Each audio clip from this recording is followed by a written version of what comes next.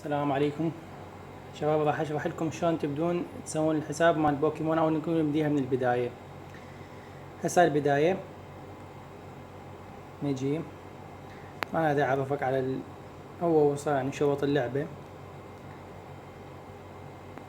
تختار هاي خيارات تقدر تغيرها بعدين هماتين مو فد مشكلة. قول له اوكي يس. هنا يقول لك اكو بوكيمون قريب عليك، فتبدي تختار يا تريد. راح اختار يقول لك تبدي الكاميرا، خليها ما يبي ليتر بالنسبة لي. هسه نشوف هذا سكويرتل. تبدي بالبداية لازم تشمر الطوبة عليه. جيد، من أول محاولة تضربه.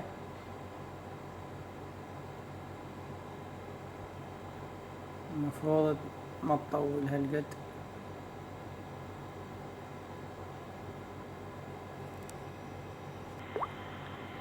طبعا هسه مثل ما شفتون صاد البوكيمون. هسه هنا يرجع يطلب من عندي اسم. المفروض راح اجرب هذا الاسم.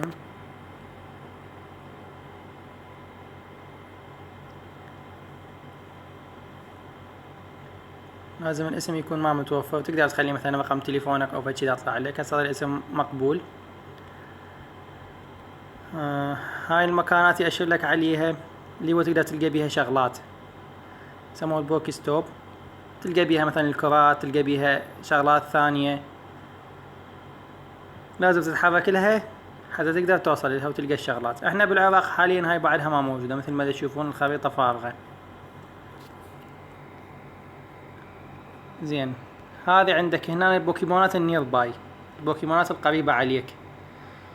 3 خطوات معناها بمكان قريب، كل ما توصل اقرب هاي الخطوات اللي اذا تشوفها جو البوكيمون جو الخيار مالتك تقل الى ان تختفي، معناها انت وصلت قريب عليه. عندك هنا تضغط على الكرة.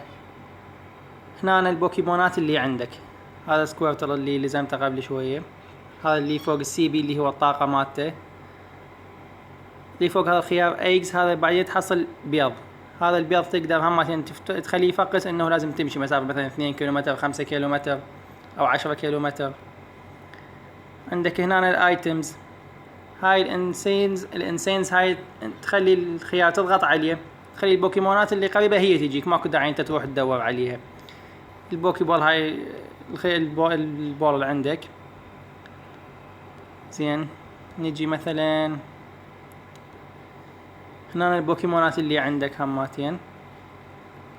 بالنسبة للشوب هاي تقدر تشتري من عنده شغلات، يعني مبين ما صار بي فد شي. هنا شخصيتك والليفل مالتك.